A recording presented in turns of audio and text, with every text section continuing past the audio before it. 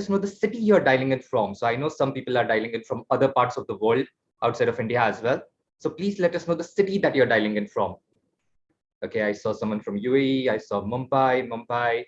All right, I see someone from Delhi, Pune, Mumbai. I see someone from Kathmandu. Okay, Colombo, Hyderabad, Chennai, Kanpur, Thrissur, Chandigarh. Okay, great. So, okay, I see Chhattisgarh, Pune, or basically all across the country. So really great to see that interest and that enthusiasm. Thank you for being here and thank you for being on time. Let us kickstart this session. I'm going to do brief introductions, and then we are going to talk about this very interesting topic that we have on our hands today. So my name is 𝐀𝐛𝐨𝐮𝐭. I'm the Chief Operating Officer and a co-founder at 𝐒𝐞𝐬𝐬𝐢𝐴𝐥 Global Education. We are a firm, we are a UK headquartered firm that mainly works in facilitating such interactions between top business schools, top universities from around the world with top tier candidates like yourself, the audience who have joined us today. So really a pleasure to be hosting this particular session, which is on neuroscience, the power of the subconscious mind. Before I do that, right, I'm going to introduce the topic, I'm going to introduce our panelists, I'm going to do all of that. Before I kickstart all of that, I want to run our first poll for the evening. I really want to get a feel of what your experience of knowledge or knowledge is in the field of marketing already. So if you can see the poll on your screens right now, this is on, do you have any experience, education or work experience in the field of marketing? Today, we are going to talk about this interesting topic about how neuroscience is revolutionizing marketing.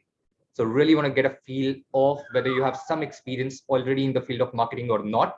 If not, that's not a problem. This could be an insightful session for you as well. But let us know if you already have some experience in the field of marketing or you don't and you're interested in knowing more.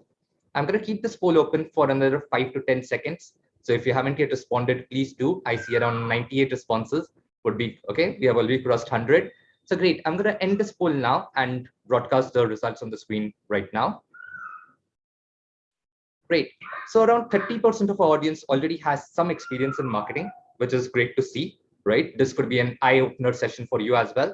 And those of you who don't have experience in the field of marketing, right? This could tell you about a really emerging new domain in the field of marketing. In today's session, we are going to talk to Professor Gemma Calvert. She's an internationally renowned neuroscientist and the foremost pioneer in the field of neuromarketing. She's an entrepreneur, she's an academic and a seasoned speaker, and has published over 60 scientific papers on human brain function, including in Science and Nature, a foremost magazine in the domain. She's also a faculty at Nanyang Business School, where she teaches this particular domain as well. In this particular masterclass, we are going to talk about the tools and paradigms from the field of psychology and neuroscience to understand how the subconscious drivers of emotions and decision-making are shaping consumer choices, right? Consumer choices, marketing is an ever-evolving field. And this is something really new and interesting for me as well, who has 10 years of experience in marketing and still finds it to be a ever revolutionizing field. We are going to talk about how companies in the domain are using intuitive marketing, and this particular function, intuitive marketing, is taking the marketing world by storm. So I'm going to hand this over to Professor Calvert at this point. We'll also speak with Erica and Gabriela from the Nanyang Business School's admissions team shortly. But at this point, over to Professor Calvert to take us through her very interesting presentation. Okay, thank you for that. I think somebody's got a son or daughter that's making a bit of a noise in the background, so you might want to mute the listeners for this. Okay, so I'm just going to start sharing my screen.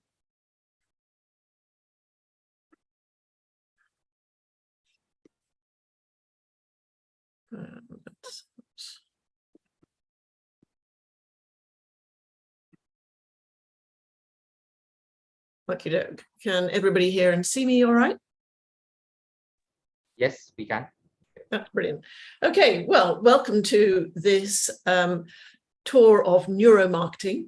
My plan today is basically going to take you through a rather brief journey through our subconscious minds and introduce you to this rapidly growing field of neuromarketing and show you some of the amazing technology that allows us to see inside the consumer's brain and find out what marketing messages really turn them on or off. And I want to start by explaining why marketers are turning to neuroscience to help them find out the truth behind why consumers buy.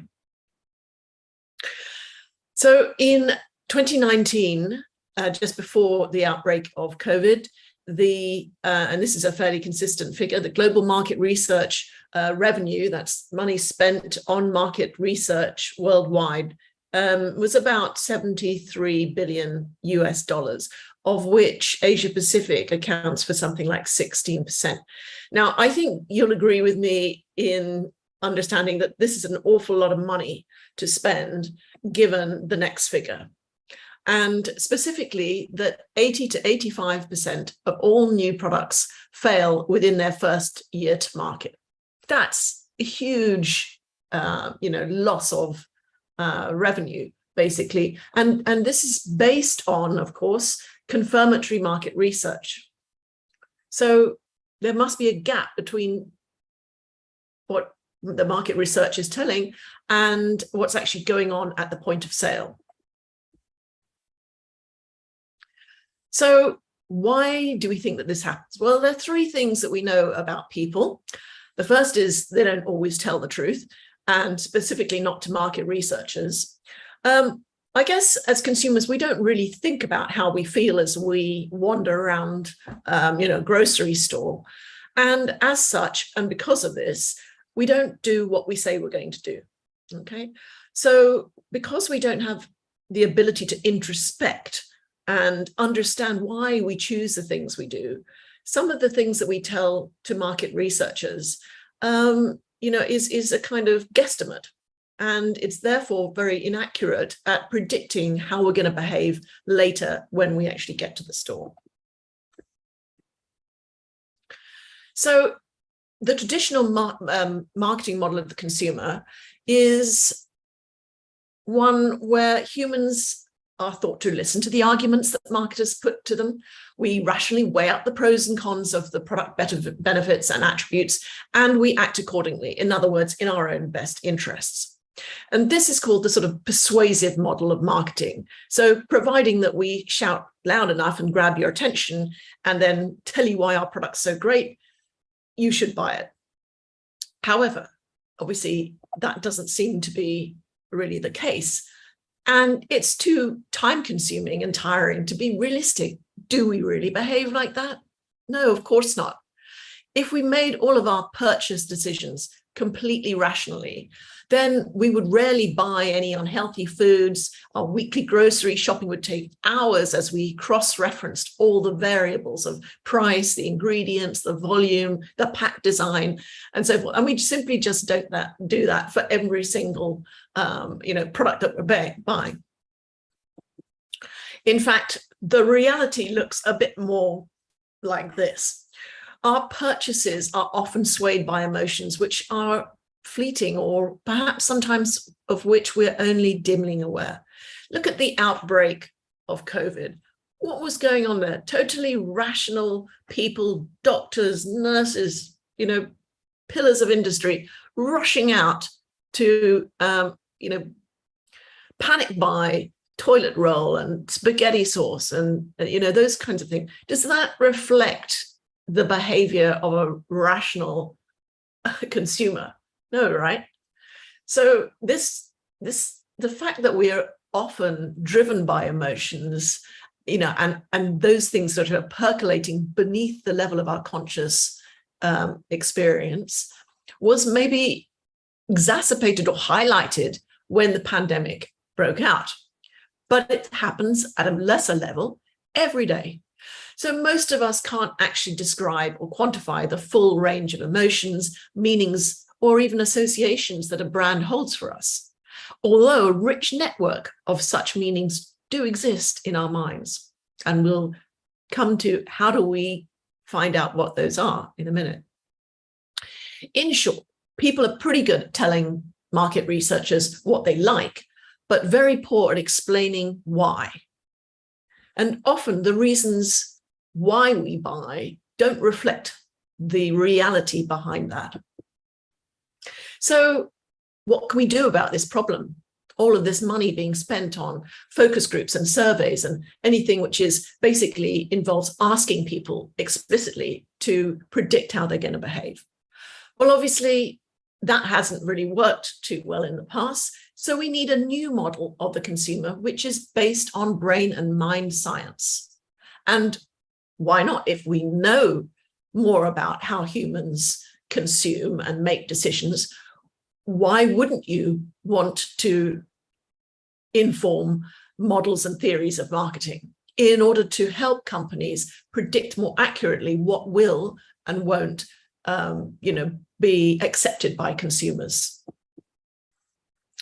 So the story really starts here with the introduction in the late 1990s of this technology, functional magnetic resonance imaging, or fMRI. And what was unique about it was, unlike an MRI scanner, which I'm sure many of you are familiar with, that can take images of our body, this technology was upgraded to be able to take images of human brain function whilst we carried out any manner of cognitive tasks. And over the last 30 years, we've seen thousands, tens of thousands of papers published, helping us to understand how different brain areas are responsible for the different feelings, emotions, and thoughts that we have. And it's pretty granular, so we can tell the difference between people, for example, who that you love from those that you might despise, and we can tell if you're in love or fallen out of love. This is the sort of granular level that functional MRI has allowed us to understand the human mind by. And from my point of view, I think one of the most important discoveries that emerged out of the research using this technology was just how dominant or influential our subconscious brain is in driving our behavior. So I think a very telling conclusion from these professors of neuroscience, based on the research that they've been doing using brain imaging technology. And this then leads us to this question. If you are only doing market research at the conscious level, then essentially all you're doing is tapping the tip of the iceberg in terms of all of the motivations, emotions, feelings, and so forth that actually determine how we make decisions. And by incorporating neuromarketing into the market research strategy, we can see not only just that conscious tip of what people tell us in focus groups and surveys, but we can also see under the surface. And by combining the information from what explicit, I guess, and implicit brain systems, we can predict with much greater accuracy what products are going to, or messages and so forth, are going to succeed in the marketplace. So what is neuromarketing? Well, it's essentially the application of neuroscience and cognitive science to marketing. The primary objective of the different approaches and techniques, while they differ, they have a common denominator, which is to capture consumers' subconscious emotions and decisions and responses to brands, products, and marketing communications. Began in the late 1990s, neuromarketing is now one of the fastest growing areas of market research, where you're looking at a growth rate of around 8 to 9% during the next 5 years. And if you think it's really something that's new, neuromarketing has been, as I said, in place since the 90s, but almost every multinational company has been using neuromarketing to help develop products by better understanding consumers worldwide.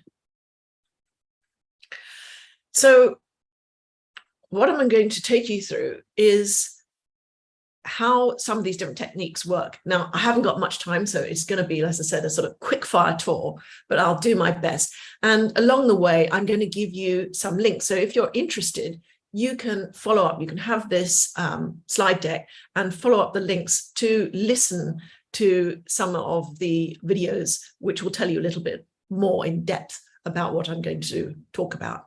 I just recommend this book as a starting place. It's called Thinking Fast and Slow, published by Professor Kahneman, who's a winner of Nobel Prize. He's actually a psychologist, but he got it for economics.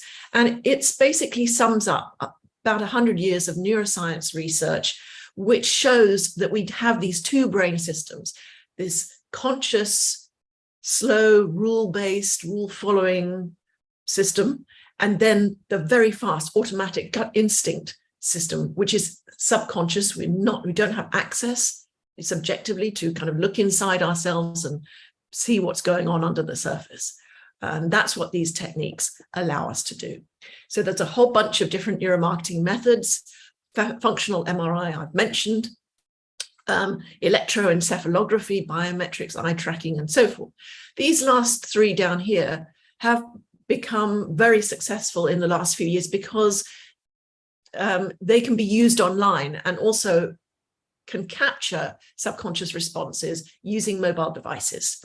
And that proved very important during the 2 years of the COVID lockdown, because the market research could be continued. The other techniques there, you typically need to be in a lab. They're much more, you need to have people at least come in to your office. So neuromarketing is being now used at every stage of the brand journey, from the original conception of a product. What are the sensory properties of a product that drive the brain's dopamine system? That's the feel-good chemical that underlies purchase, underlies habits and cravings, to understanding how packaging design changes the way we experience the product inside. So, as you know, how something looks on the outside can change whether we perceive it as sweeter or sourer, or more fragrant. And advertising itself, how effective is that? Well, we can now measure that with neuromarketing and see how the brain is responding at different points of the ad, and how does that advertising set up expectations in the consumer's brain, which, if they're not met by the actual product experience, leads to a rather negative response. And finally, how does the communication in store, the point of sale, images, posters, and online, how, again, do all these messages stimulate our different brain systems, and how effective are they? So as you can see, there's a full range, and I'm going to start with one of the more basic metrics, which is biometrics, and it all harks to the history of autonomic measures of emotion. So William James here was an American philosopher and psychologist, and he's attributed to be the sort of founding father of American psychology. Now, he was inspired by evolutionary theory, and his approach came to be known as functionalism, which seeks causal relationships between internal states and external behaviors.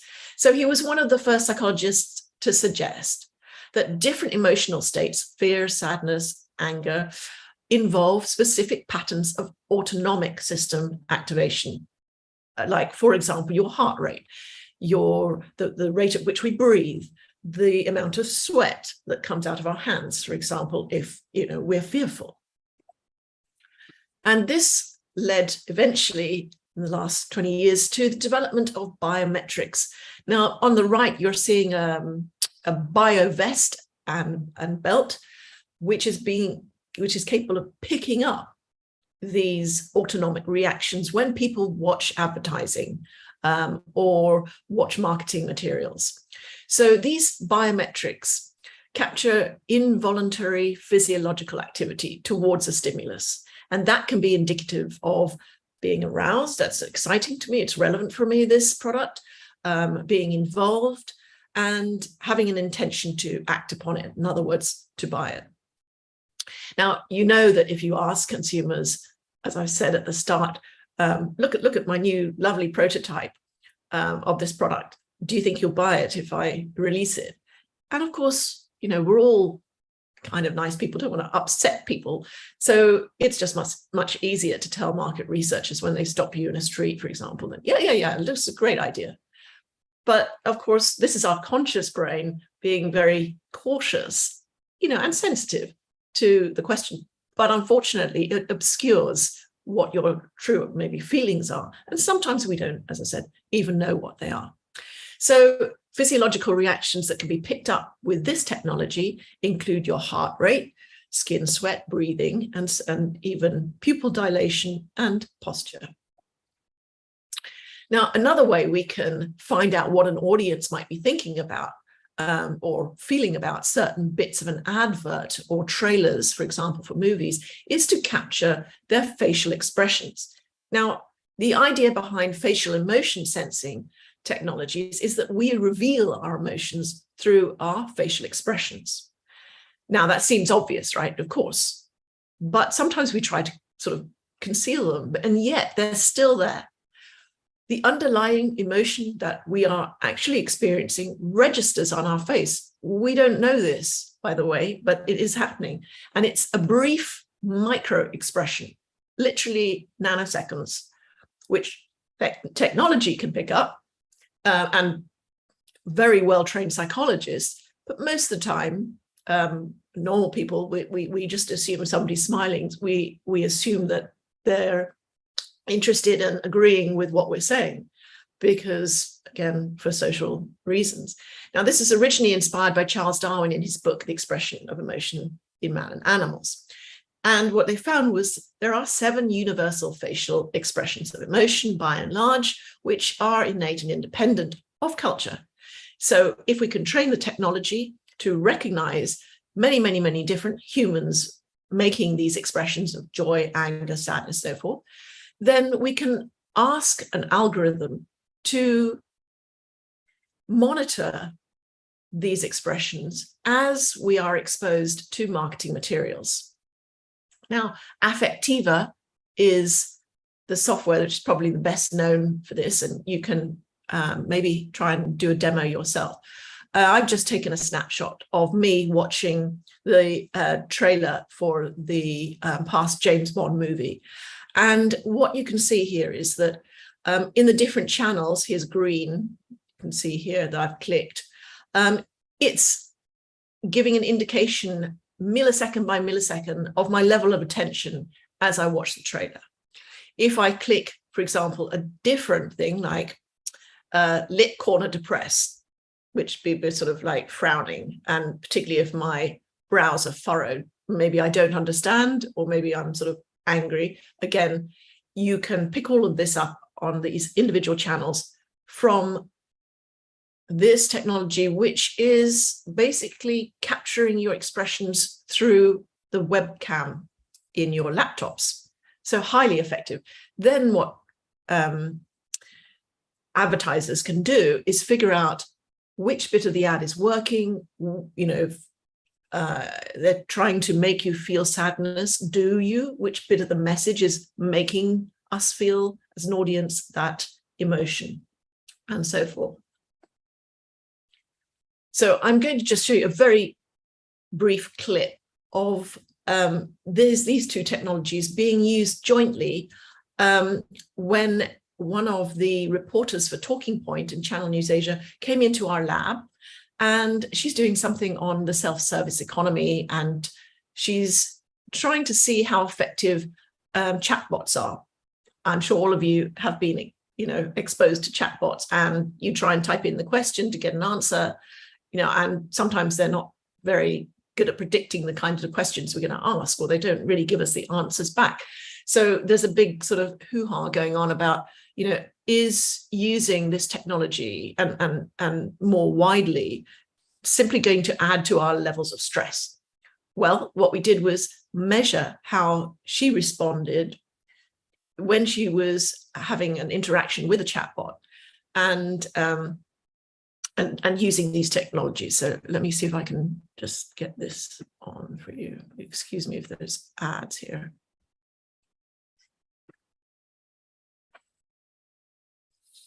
I'm on a mission to find out if today's self-service technology is benefiting businesses more than the customer.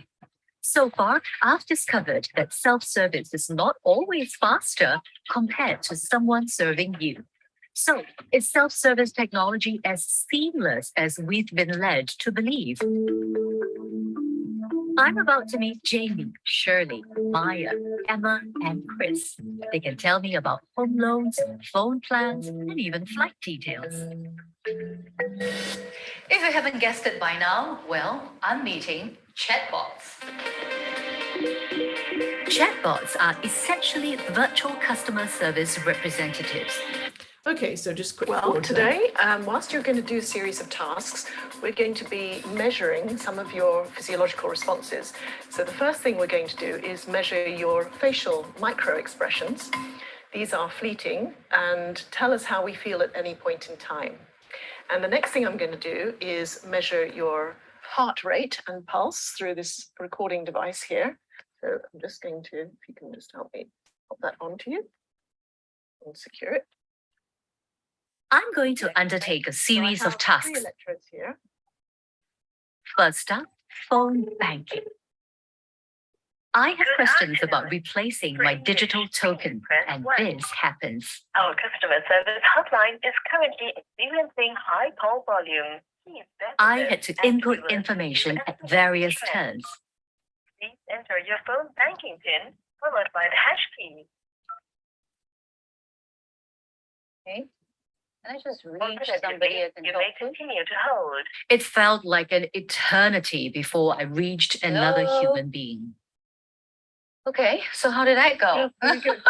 Okay. You got increasingly frustrated, and we saw your heart rate increase, and we also saw your sweat levels increasing. Oh, that's You see when this goes up. I can feel it. But actually, there's a section here about 3/4 of the way through where you start to get really annoyed, and you're registering disgust, contempt, anger, and surprise every. Okay, so you get the general gist of how that technology is being used to understand what people are feeling without having to ask them. So another technology is eye tracking. This has been around since the 1970s, and it measures what people are looking at without the need again to ask them. That's because we're very poor at reporting what we're looking at and what's attracting our attention, because our eyes are moving around the scene far more rapidly and excessively than we are conscious of. Okay. And this is predicated basically on the fact that most of the time what we're looking at is what we're engaged with. This is the eye-mind hypothesis. So this is just a short video on how this works.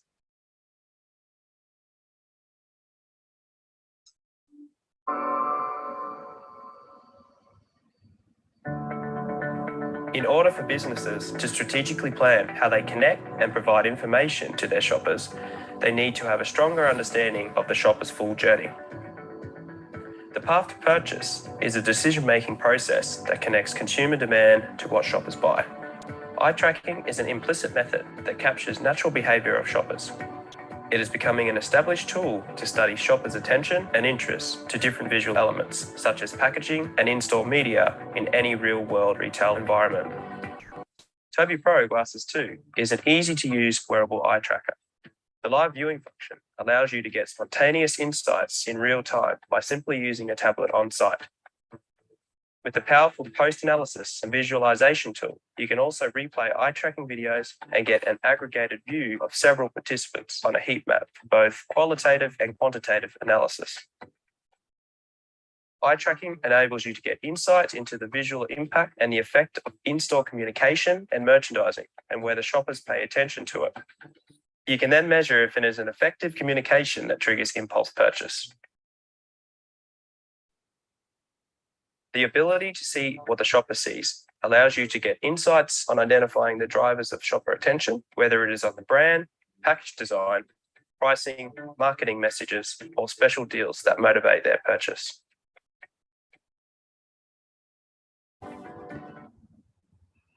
Okay, so you can see how effective that is. That, for example, if you're looking at like placing new things on a menu, you might want to identify where people are looking. So these are the sort of metrics you can get from eye tracking, like what's grabbing attention or what isn't when we expect to find something there. Is it not there? And so forth. Now, implicit reaction or response times are a methodology that's come out of the cognitive psychology labs. And it's in the interest of time, I'm just going to say a few quick things about it. Essentially, what we do here is capture people's gut instinct responses, the things which happen at time frames so fast. For example, you making a response to a word or an image before your conscious brain can actually kick in and tell me what I want to hear, which is not what I want to do. So we talked about system 1 and system 2 from which is the thinking fast and slow. So system 1 is our fast, subconscious, instinctual brain system, and it's responsible for a huge amount of our behavior. And system 2 is our conscious, rational brain. Now, serendipitously, the two systems operate at different time frames. So system 1's very, very fast, and it's automatic or associative. It's when we're on autopilot, and and system 2 is much slower. So if I put you through a task which forces you to react very, very quickly, I can get inside your brain and figure out what true associations you have about a brain.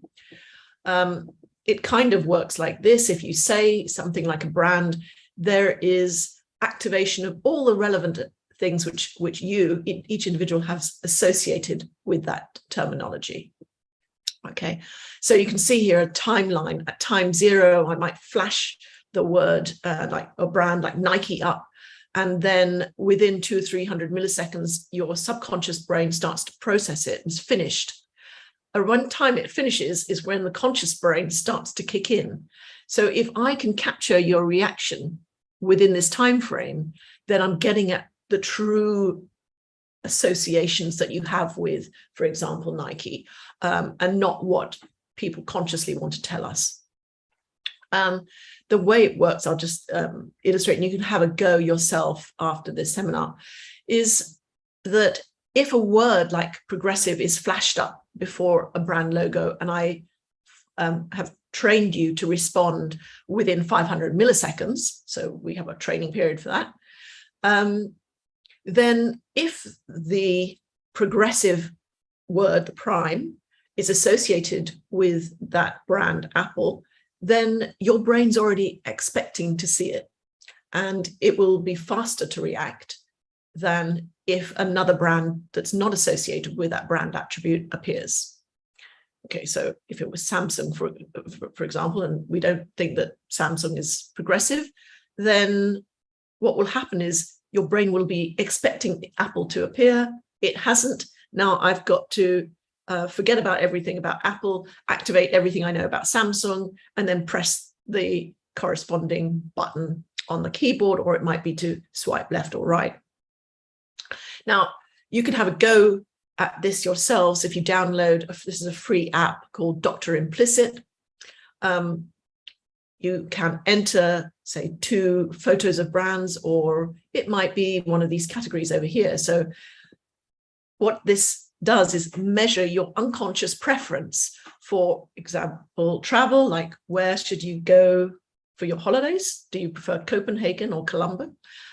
For products, even now they're looking at voting behavior. So being able to better predict who consumers will vote for, which image that you are kind of think is the best representation of yourself in a selfie, and so forth. So as you can see here, the task is kind of starting, and you can see them swiping left and right. This is the training session, so you can see it goes very, very quickly. And after they've learnt to respond that quickly, then the task proper will start. Okay, and that's when these words appear before you have to make a decision. Is this brand Adidas or Nike? And if the word is associated with one or other of those brands, the time frame that you react and which we're monitoring will be different. So this allows us to build up a whole picture of what are all the brand attributes, like desirable, as you've just seen, appealing. Do people really associate those with this brand or with the other? And finally, this is a technique called EEG. These are these cap electrodes. You may have seen them in the newspapers. So we know that our brain cells or neurons communicate through a series of electrochemical processes. And those changes in electricity, which generate the experience of consciousness, or everything that the brain does, is processed through these electrical impulses. And EEG cap electrodes can pick up these changes through the scalp surface. What can it measure? It can measure a degree of cognitive interest or attention, how emotionally engaged we are, and the amount of memory encoding. So are we actually, is the brain encoding this information into your long-term memory? And that's important, because if you want people to subsequently act on your marketing message, then they need to have stuffed it inside their memories, right, to be activated. So this is a short and last video I'm going to share with you on how EEG works. Today, advertisers peddle everything from hamburgers to theme parks with promises of pleasure. They all want to push our secret buttons. Billions are at stake, and the business of grabbing attention has become a real mind game. But is there any way to guarantee that their product pitch will scratch my itch?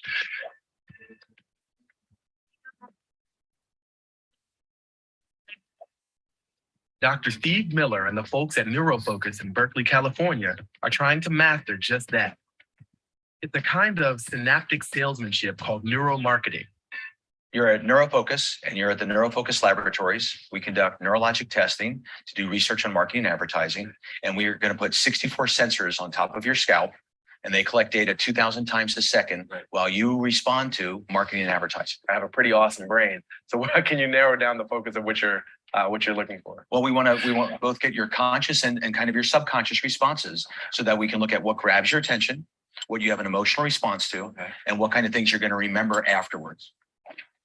Before he monitors my brain, Steve needs to calibrate my eyes so he knows exactly what part of an ad I'm looking at. The middle center. Middle center is number 5, middle right. Lucky number 7. Once I'm dialed in, I put on this stylish cap.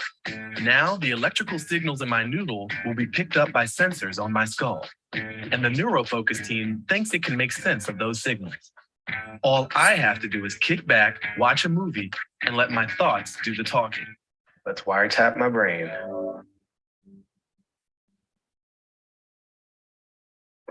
The images and music stimulate my brain, and the sensors in my cap record my mental activity. Mapping out my thoughts and feelings means tracking different parts of my brain, none of which is easy to pronounce.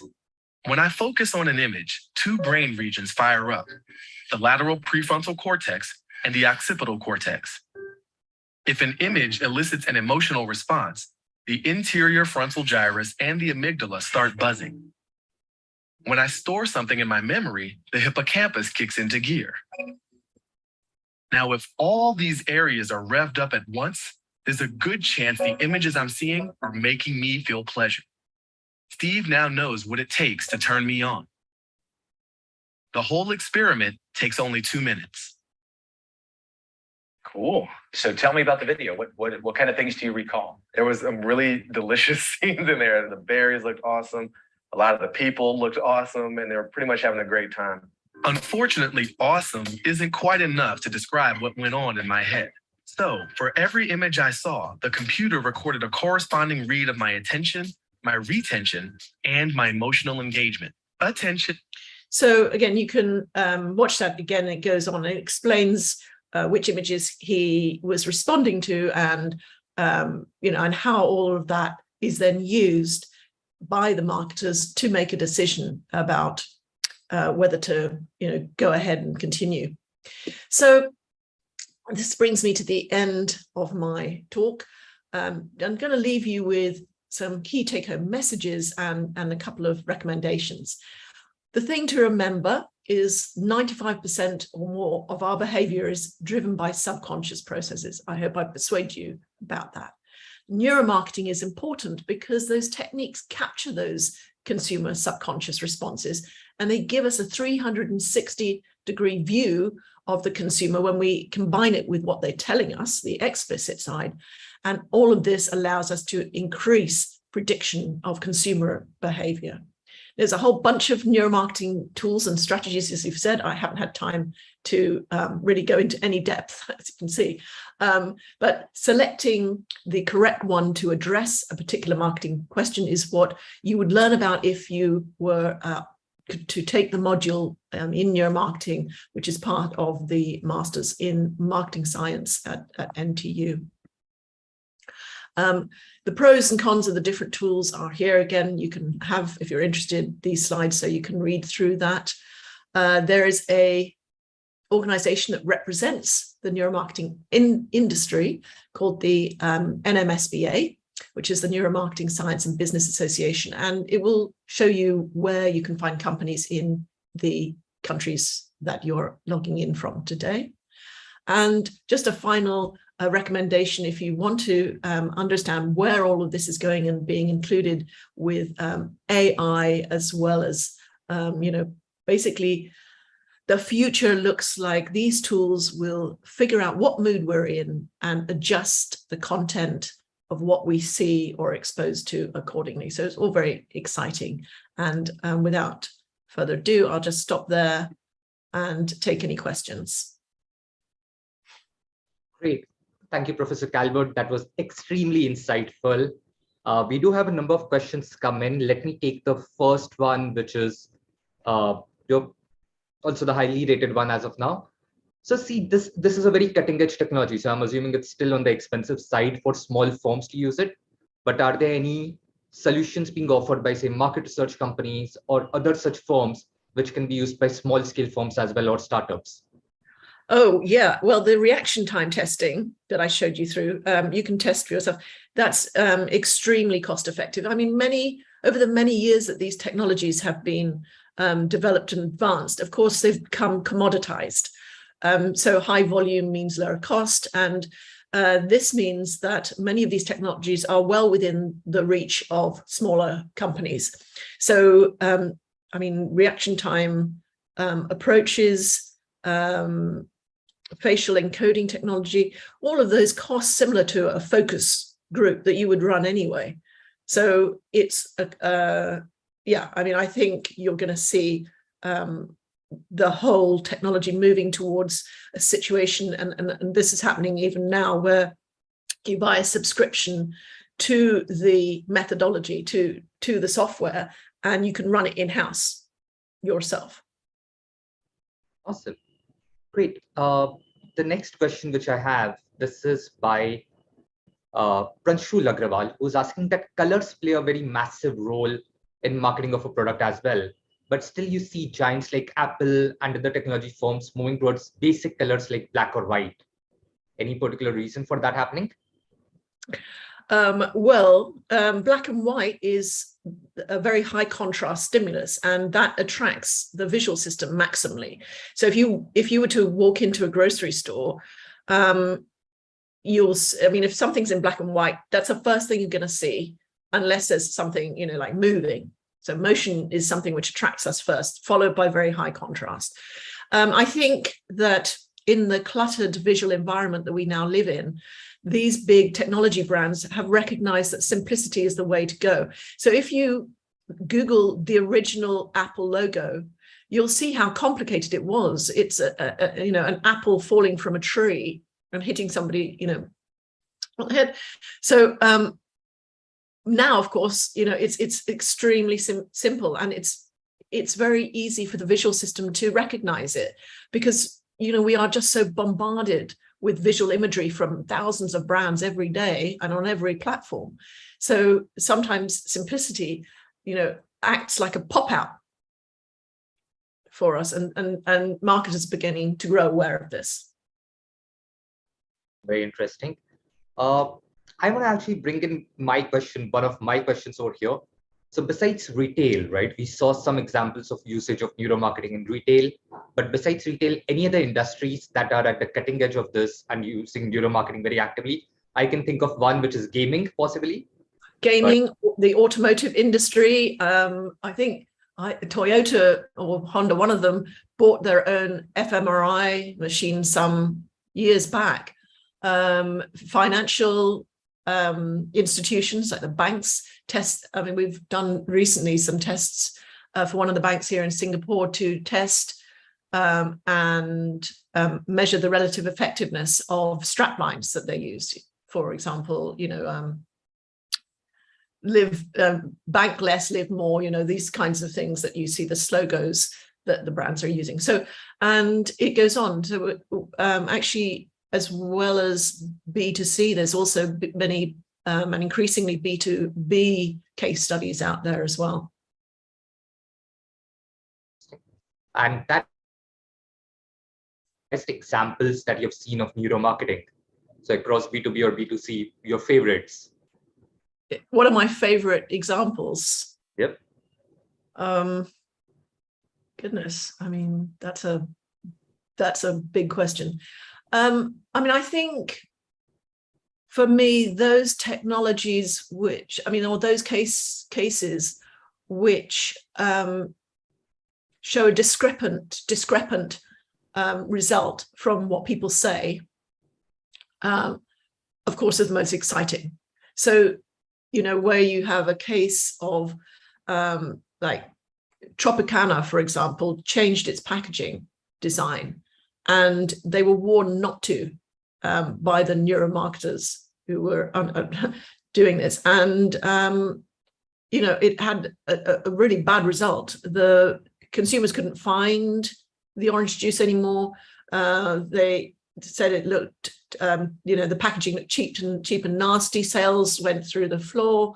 And they ended up having to revert back to what you see on the shelves today.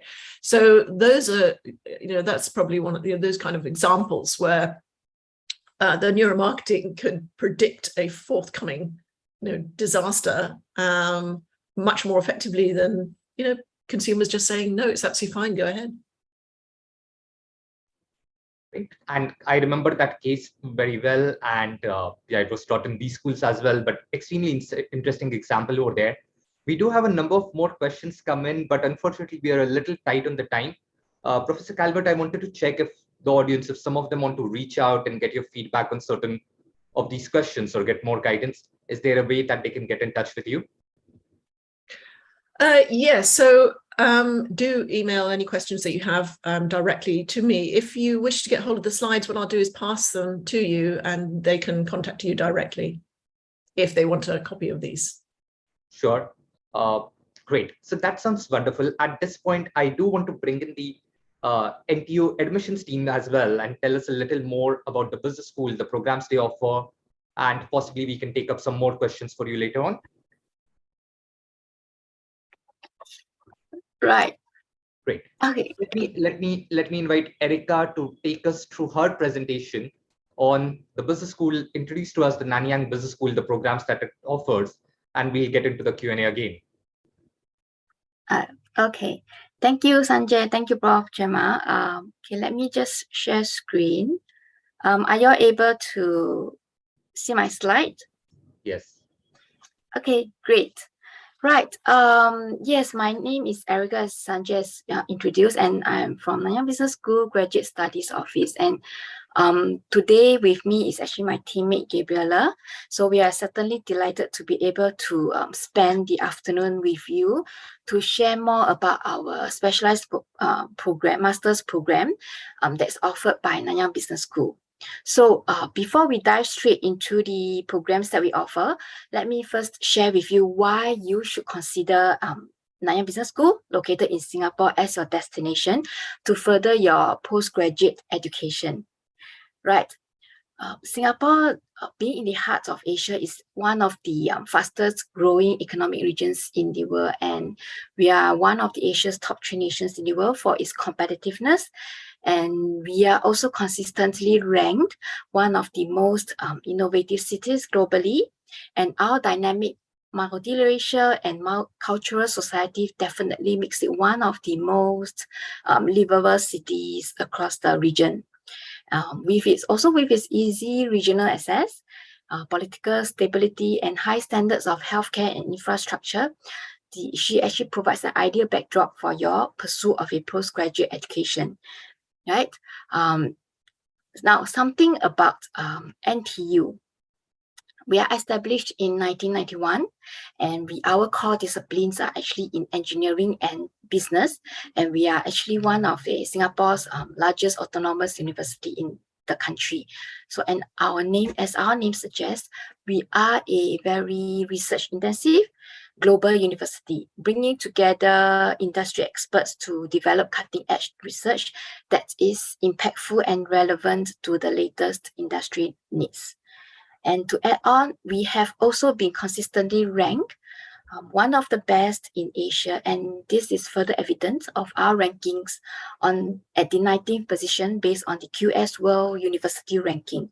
And another proud achievement is NTU being ranked the 2nd in Times Higher Education, as well as being placed in 3rd place for the QS Asia University rankings. So besides these impressive rankings that the NTU has achieved over the years, you can also look forward to tap on the NTU Global Network to expand on your social connections, as we have more than 275,000 NTU alumni worldwide and more than 60,000 Nanyang Business School alumni globally as well. And about Nanyang Business School, we are one of the Asia's leading business schools, and it's also renowned for being research-oriented with industry-relevant education. So regardless of which discipline you are pursuing, we strive to be in the forefront and to know what is happening in the industry, as we are always in touch closely with our industry partners, and that gives us the competitive edge in our programs. So, and at Nanyang Business School, we pride ourselves with world-class faculty, including Prof Gemma, who is a neuroscientist, and each of them comes with extensive international experience coupled with rich and diverse industry experience. And as this slide suggests, our strengths and directions that we are heading to is towards a premier business school within a leading technological university. And Nanyang Business School is the nexus of world-class innovation, research, and business education. With a strong brand name and acclaimed status globally, pursuing your postgraduate degree with MBS is certainly something that is worth investing your time and efforts so as to advance your career to a higher level. Next, I would like to share what is unique about our MBS Master's programs. Right? Our master's program draws on the NTU's world-renowned strengths in STEM, and whether you want to complete your master's degree in 1 year or 1.5 years is flexible, as the program allows you the option to take on an optional internship at the end of the course. Our curriculum also focuses heavily on industry relevancy, as well as real-world applications with the aim to develop the students holistically. We also have a dedicated team of career development veterans, where they offer one-on-one career coaching and extensive amounts of career resources, such as recruit events and alumni networking activities for you to tap on. And these are 4 of the specialized master's program which I would like to share with you today, and that's where we handle as well. So our specialized master's in accountancy is one of Singapore's most established accounting school in the region, with over 50 years of history. And we have actually recently introduced a data analytics track. Actually, in fact, it was last year, where you can actually deep dive into this area, and that will actually equip you with the career opportunities in the finance and accounting domains that require strong data analytics skills. Next, we have our Specialized Masters in Business Analytics, and this is actually one of our very popular program. With its future-focused curriculum designed in close consultation with our industry partners to reflect real-world business demands and needs. Next, we have our Specialized Masters in Financial Engineering. This is actually one of our most established program with over 20 years of history, and it actually combines the finance, computer science, and mathematics domains. So the students actually get the option to spend 7 weeks at CMU, Carnegie Mellon University at USA, and where they will be able to learn from one of the best universities in the world, renowned for its achievements in the field of computational finance. And lastly, we have our Specialized Masters in Marketing Science. And as what Prof Gemma has presented, digital disruption is actually redefining marketing and consumer behavior, and marketers need to be well versed in marketing, consumer insights, and marketing technology.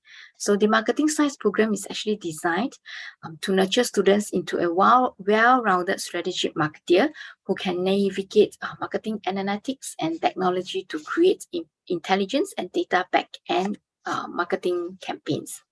So each of these specialized master's programs that's offered at Nanyang Business School allows the participants to deep dive into the specific domains that they are interested in and equips them with the relevant skill sets to pursue a career in the respective area. Now, the program structure is built in a way that you can actually take on a full-time basis. It takes you 1 year to complete, and on a 1.5 year, if you wish to take up the optional internship as mentioned earlier. So we only have one intake in a year, and for those who are keen to take up the business analytics, the analytics track for the MACC program, it will be an additional 4 months to complete the course. Right. These are actually the admissions criteria for you to as reference if you wish to consider taking out the postmaster's program with NBS. We require a bachelor's degree, and for GMAT, a GRE score is required, and it's actually compulsory for the specialized masters in accountancy, business analytics, and financial engineering program. The specialized masters in marketing science does not require a GMAT or GRE score. Now, because this is actually a pre-experienced specialized master's program, no work experience is required, and a TOEFL or IELTS score is required if your first degree is not taught in English. Right, and what do we look for in as a program as a student? So we look at your academic profile, your non-academic achievements, if you have taken part in any of the competitions or you have done any research and in a particular domain that you would that you feel that is relevant to the program, do put this into your resume, because that's what the admissions committee will actually take into consideration when reviewing your application. Next is actually your internships or your work experience. That comes in useful as well, because that also showcases your competency and your passion in the area that you are keen on.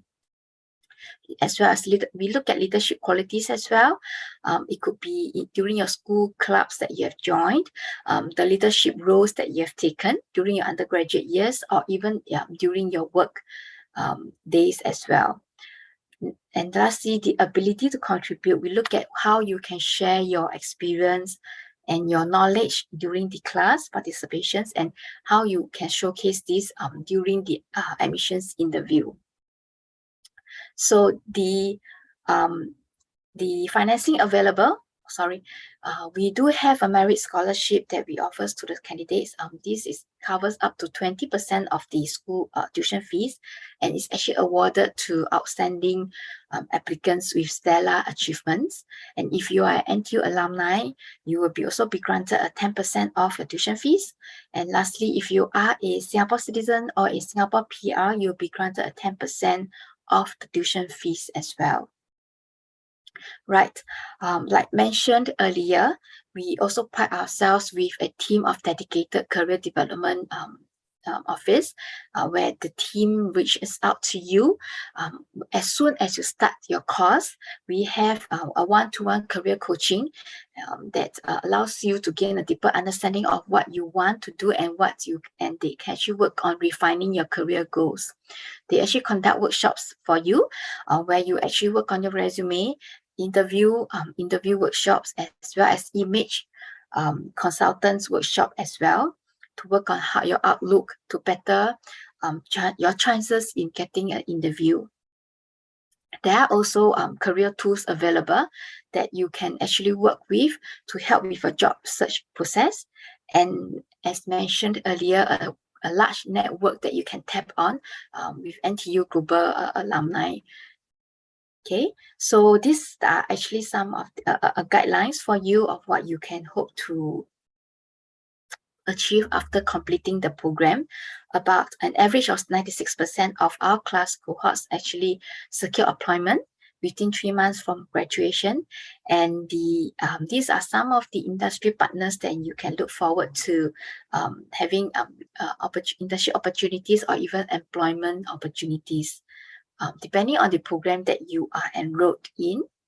All right, and I would also like to share some of the alumni from, we have Ayushi from Marketing Science, who is actually currently working as the online marketing specialist now with ServiceNow. Okay, and we also have Rohan, who is with Grab now, and is also a graduate from Marketing Science. And we have Sakshi, who is actually from accountancy, and she's actually running a startup on her own. And we have Maiti here, who is a graduate from Specialist Masters in Accountancy as well, and who is a manager, is currently with SS&C Technologies. We have Vivek, a senior data engineer who is with Singapore Airlines, and he is actually a graduate from the NSBA program. And Manav, a quant trader, who is a graduate from the Specialist Masters in Financial Engineering. And lastly, Sidnav, investment research manager, who is also an alumni of the Specialized Masters in the Financial Engineering program. Right, and lastly, these are some of the this is actually our email address that you can reach out to if you are keen in any of the programs that I've mentioned. And we would look forward to you reaching out to us and arranging a one-to-one chat or even a profile consultation with any of the programs that you're keen to. So lastly, follow us on social media so that you can actually be kept up to date on what's happening, including any info session or webinars that we will be organizing in next month or the next 2 months. So this is something that I would also like to highlight. We actually have a new home that we are looking at moving into next year in June. And if you are enrolled into a program, you can look forward to a new classrooms and new seminar rooms. And this is actually our office that is built on prefabricated wooden building, and it's actually a winner of our BCA Platinum Green Mark Award. So with this, I end my presentation, and I'll open the floor to any questions that you would have regarding our Specialized Masters program. Great. Thank you, Erica. Thank you for that presentation. I do have the questions coming in, but firstly, I want to talk a little bit about Singapore as a destination. So I think one thing which really appeals to the Indian audience about Singapore is the proximity to home. So hardly a 3-4 hour flying time distance, convenience location. Also, if I understand this correctly, Singapore is the regional headquarters for a lot of companies that operate in the region of Southeast Asia and Asia as well. So great, very, very interesting destination as such. And of course, Nanyang is amongst the top universities in Singapore. The business school is highly reputed as well. My request to the audience to keep the questions coming in. Unfortunately, Professor Calvert had to carry on. She had another session, another meeting after this, and it's a Saturday, so we didn't want to hold her for very long. But I do see some very interesting questions that have been asked about that particular topic.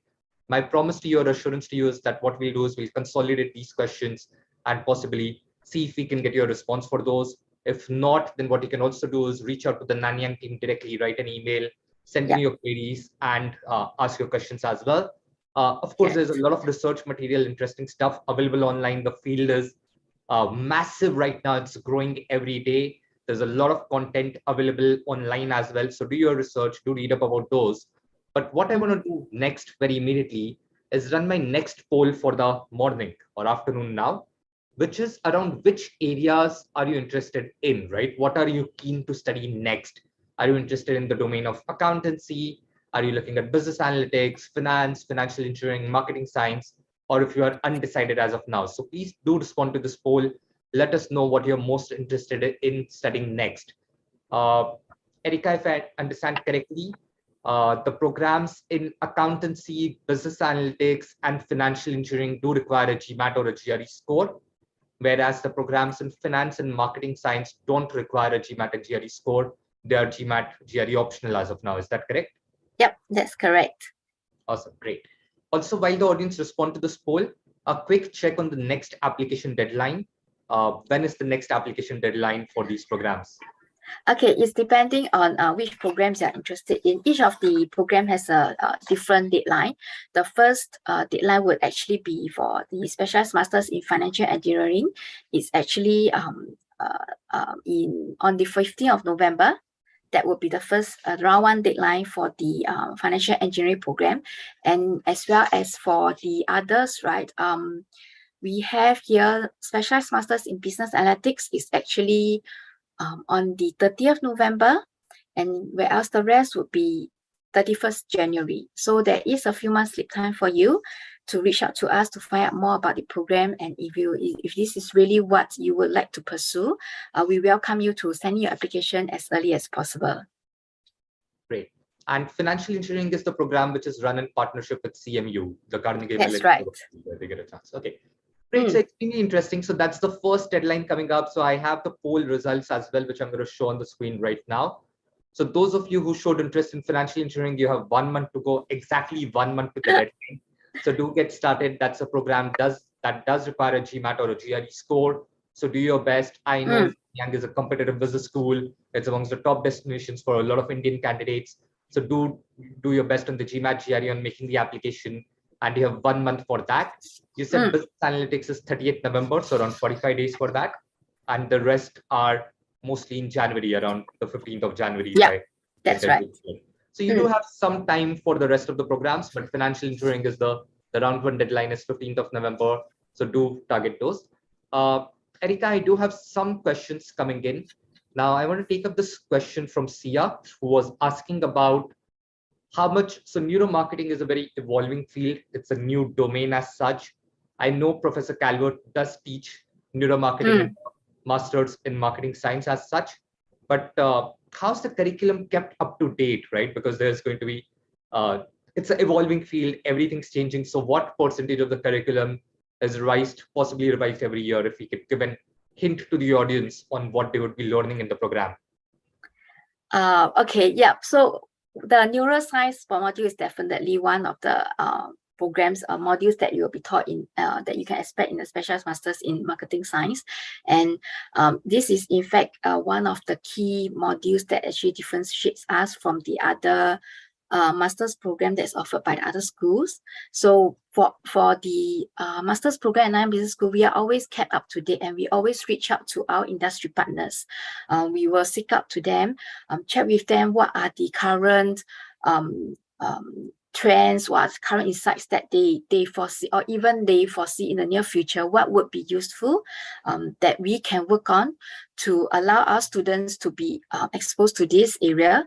And we are always trying to fine-tune our curriculum to make sure that our students are always equipped with the up-to-date skills, and that is required in the relevant working industries.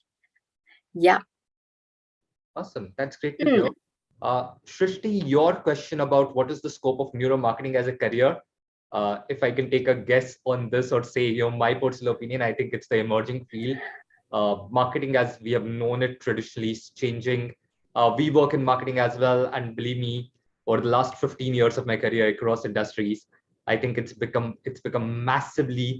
evolved massively. We went from more traditional routes to digital, and now from digital to more technology-enabled marketing through neuromarketing and other such sciences. So if you are an expert, if you build competency in this, I think the opportunities are galore, and as a career choice, it could be a great option as well. Did I summarize that correctly, Erica? Yes, that's right. Absolutely. Awesome.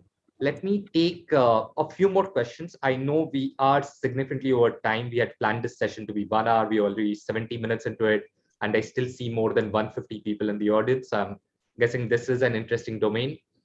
Okay. So again, this is a follow-on question from Sia. She's asking about the relevance of the MSc in marketing science to various industries. So I'm guessing she's looking to work in the hospitality industry. Do you see any students coming from the hospitality sector or from travel and tourism or such domains who come into the MSc in marketing science? Okay, because our special masters in marketing science program is actually pretty new. We actually started about 2 years ago. So for my past cohort, I do not at the moment. We do not have candidates from the hospitality industry, but we do have from a wide range. It could be in finance, as well as in the accounting area as well. But of course, it will also be, we are looking at from the PR, public relations area as well. But as to her question, whether would it be beneficial in the hospitality industry, I believe it would be, because marketing science is something that is always with consumers in mind. Patients are also your consumers. Patients are also customers. So you would also need to study how they react, what are their choices in terms of the decisions making during the decisions making area, as well as what are the travels or holidays that they would like to venture up to. So I would feel that this is something that is relevant to all industries, and that will actually be helpful as well. Yeah. It's very interesting, and I can take one example from here. So I'm Mumbai based. We were at the Taj Lansdowne Hotel in Mumbai a few weeks ago, and you could see that their marketing has evolved over time as well. So how to engage the customer and make it a more immersive experience when you're enjoying the whole experience at a hotel. I think that's evolving as well. And marketing science can of course have applications in the aviation industry. So how customers are treated when they walk into an airport lounge or get onto a plane, what kind of content they are shown on the screens, how things happen over there, to the hospitality industry, to the healthcare industry. I think personally, I believe marketing science would revolutionize all of these as we evolve and go forward. So Sia, there may be applications in the industry, and I would personally recommend reading up more. There's a lot of content out there. As I said, there are a lot of research papers which are coming out as well. Read up on those, and you may find your niche and something very interesting over there. I did see a very interesting question from Adil. This would have been more relevant for Professor Calvert. This was around takeaways from neuromarketing research that can be applied to content marketing. Unfortunately, Professor Calvert had to carry on from the session, but I think, Adil, your question is extremely interesting. I found it particularly relevant, and I would encourage you to do more research, and also, if possible, reach out to Professor Calvert, maybe through LinkedIn or other such sources, and get insight onto this as well. We are now substantially over time into this session. It's already over 75 minutes. But Erica, I want to bring you in and check if you have any parting advice to students who are looking to study at Nanyang in 2023. What can they do to best improve their chances of getting an admit to Nanyang Business School? Okay, the fact that they are here with us now, I believe they're on the right track, because preparation is the key, as well as do lots of research, attend our info sessions, webinars, so as to know which area you would like to pursue, and from there know more about the program itself and what the programs looks up for, to better your chances to be admitted into the program. Yeah, but most importantly, regardless of the master's program that you are pursuing, the most important is what you would see yourself 2 to 3 years after completing the program. After completing the master's program, is this the area that you want to delve in? So a lot really depends on your career aspirations after taking the master's degree. Yeah. All right. So thank you for that. So those of you who are still in the room, you are on the right track. You have got the first sample of how teaching takes place at the top of your business school, who are the experts who teach courses as well. So you've got a sample from Professor Calvert as well about the emerging field of neuromarketing. I hope you found this useful. You have got a sample now. Now I think the onus is on you to do your research and get started on making your applications early, right? As Erica mentioned, the first deadline for the financial engineering program is 15th of November. There are then deadlines for business analytics, which is the following, and then the remaining deadlines in Jan. My personal advice, don't wait till Jan to make your application. If you're looking to apply as soon as you can. An early application does have an advantage. As you get into the later cycles, the competition increases. There are a lot of Indians applying to Nanyang Business School, so do get started on making your application soon and do your best over there. With that, let me wrap up this session. Thank you to the audience for being such a patient audience. I still see around 150 people in this room right now, so thank you for being patient with us and being with us for the last 80 minutes as of now.